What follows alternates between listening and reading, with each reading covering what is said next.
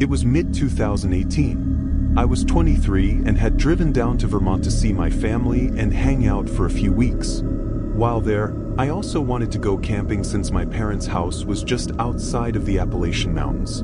When I used to live with them still, I'd go out all the time, but since I moved out, I hadn't had the chance to go out camping or even hiking at all. There was one place specifically that I'd had on my mind for a while. Just before I moved, I found a trail on a forum for people exploring abandoned structures, and I'd been wanting to check it out ever since. This trail supposedly led to an old lodge just right in the middle of the forest. So on a Monday morning, I drove out there. I parked on the side of the road and the trail was not marked or anything. This was clearly just some rough path made by random people like me wanting to explore the abandoned lodge. It was very overgrown though, so it looked like nobody had been down there in a while. The hike there took just under 2 hours, and while it was mostly flat, it was a pretty difficult walk because of all the weeds and bushes growing into the path. But regardless, I made it. Now my plan was to camp inside the lodge, because why not? But I came prepared with a tent and everything in case it was completely destroyed or something. Good thing I did, because it was clear from the outside that it definitely wasn't safe to camp in. Most of the roof was gone, caving into itself, and the logs it was made of were full of thick vines and mold. The door was wide open though, so I peeked my head inside and looked around. It smelled awful, and with all the decayed and destroyed parts everywhere, there wasn't much access to anything that I could look around. There was a door on the far end of the main hallway that looked intact and I was trying to get to, but it was a bit too sketchy to get there, so I ended up just backing out.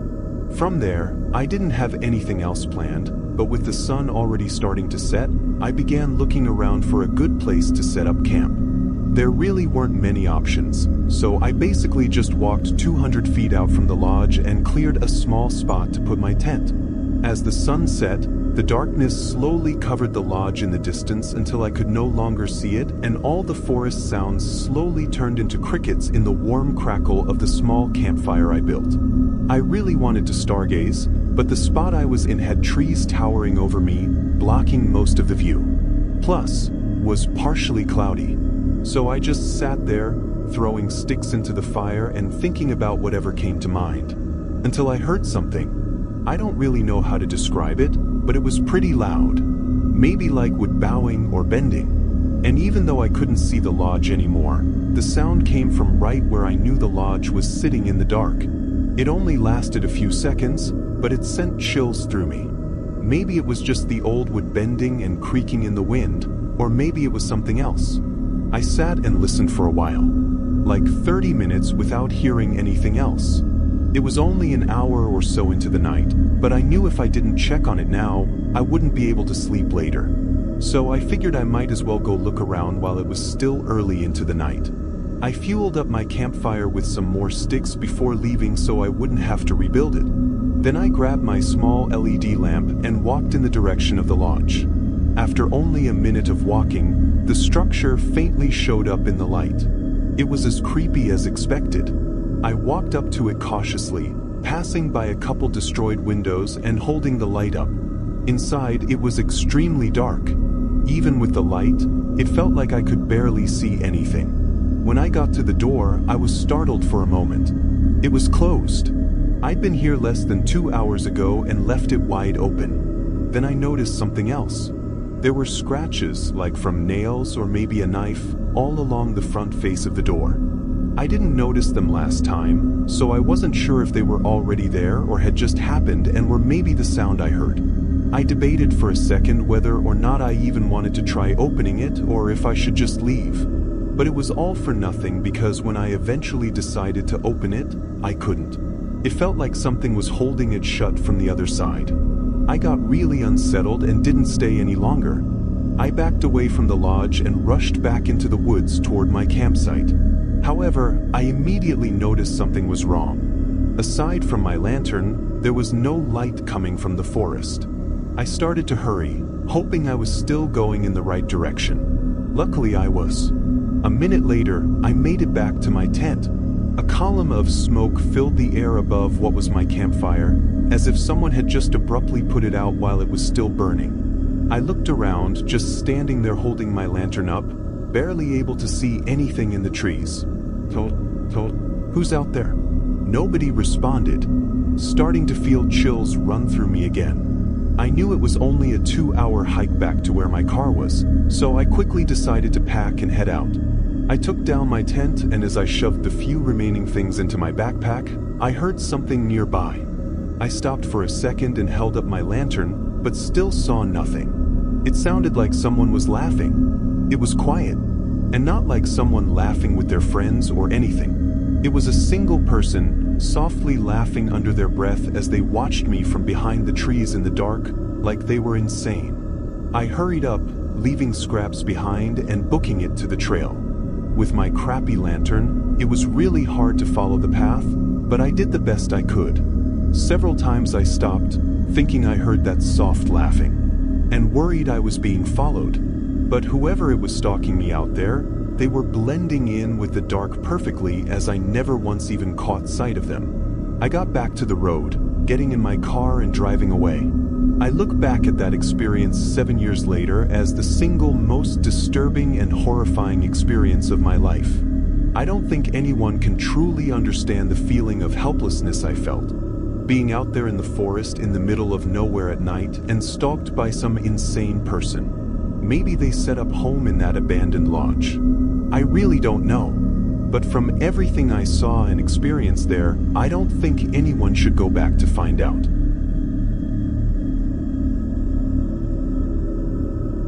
This was last year in the summer.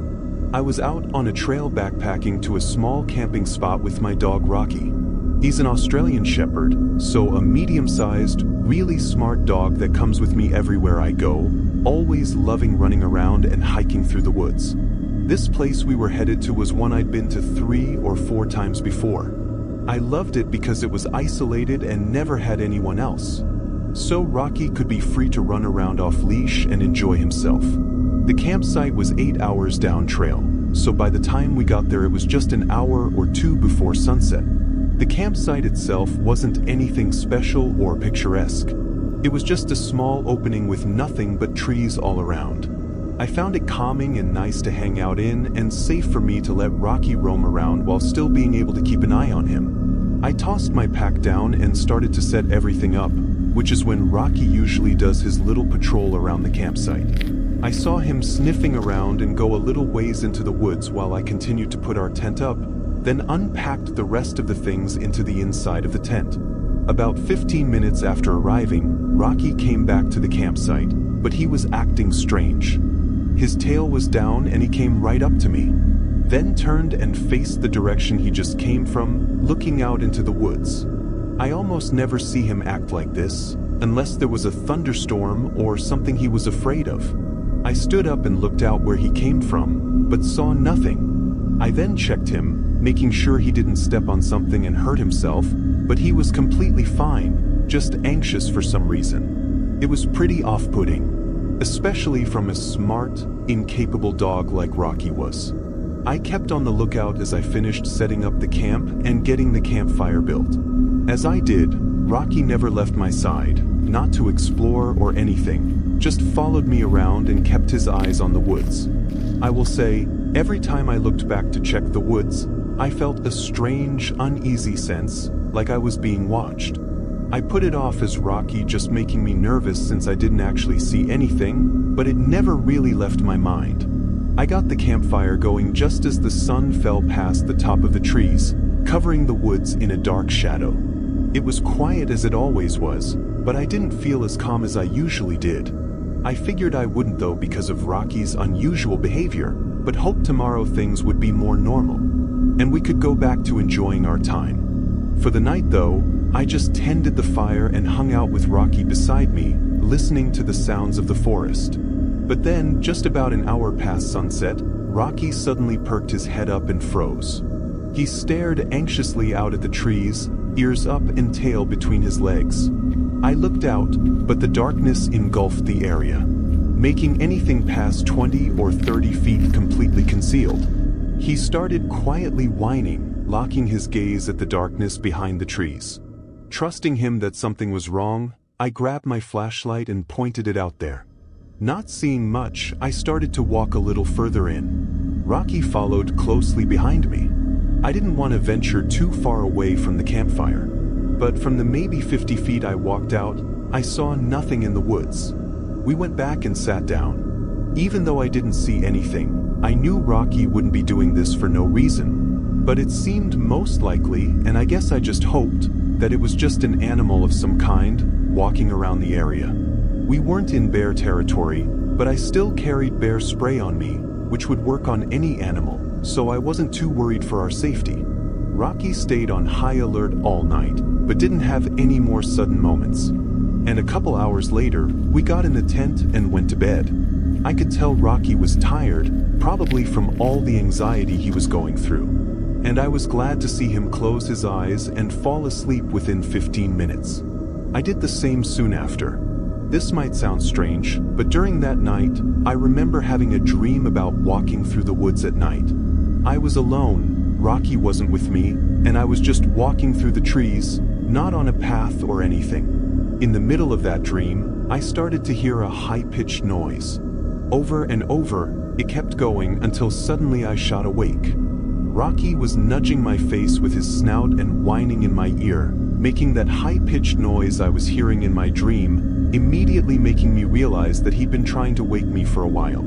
I sat up and grabbed my flashlight, feeling the nerves as I unzipped the tent and stepped out to look around. I turned on the flashlights, prepared to scan the area, but immediately when the light came on, it lit up a person right in front of me, like maybe 10 feet away from the tent.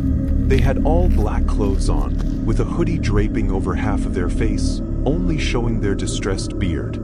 I quickly noticed a reflection coming from his hand though, seeing the small blade of a pocket knife shining the light back at me.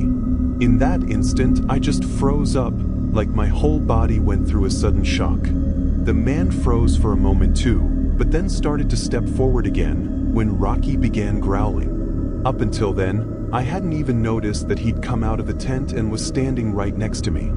This made the man hesitate, giving me more time to collect myself and quickly reach into the tent for the bear spray. By the time I was back up, Rocky was aggressively barking and moving back and forth, putting himself between us. The man didn't take any more steps forward and just turned and ran into the woods. Thankfully, Rocky didn't chase after him. I started taking everything down and packing as he kept his head up and circled around the campsite, guarding the whole area. Once packed, we started back down the trail.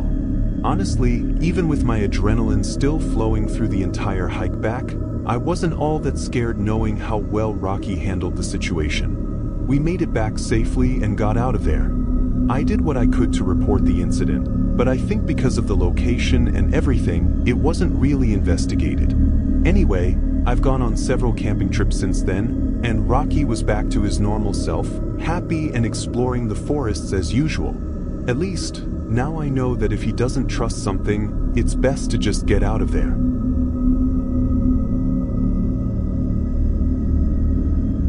I was hiking to a fairly well-known overlook just outside of Glacier National Park in Montana.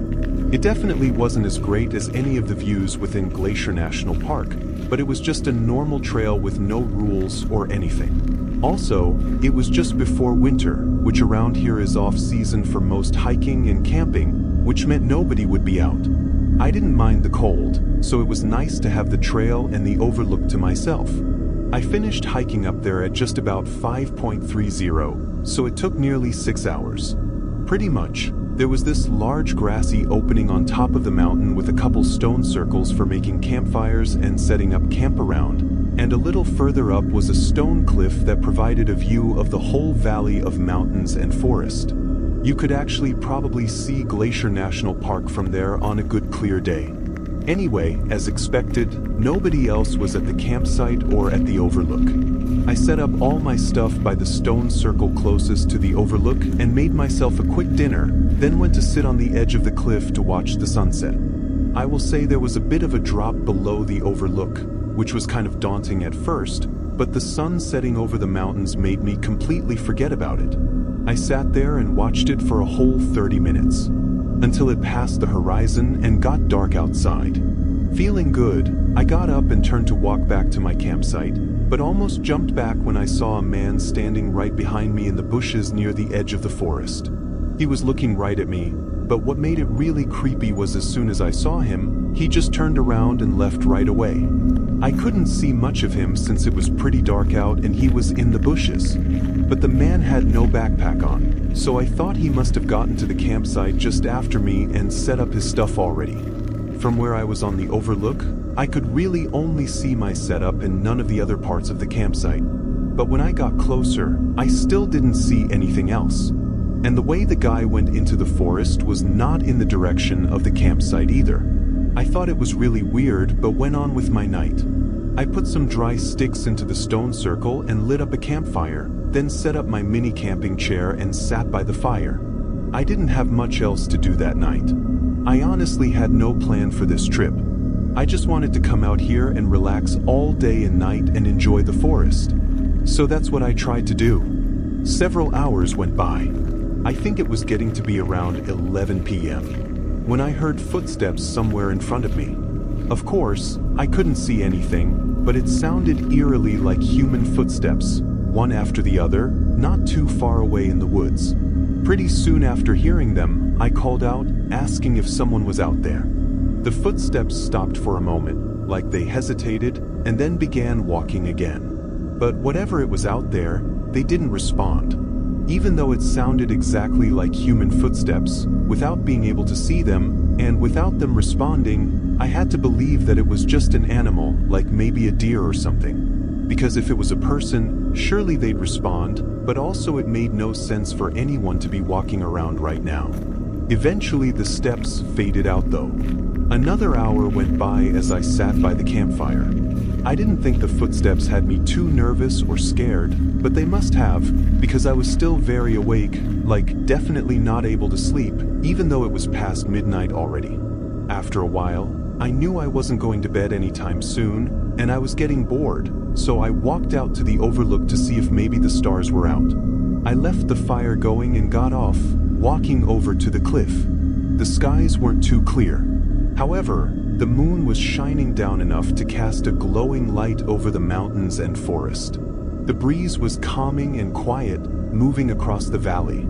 I stood there for maybe a minute, before suddenly multiple sticks snapped behind me and a bush aggressively rustled.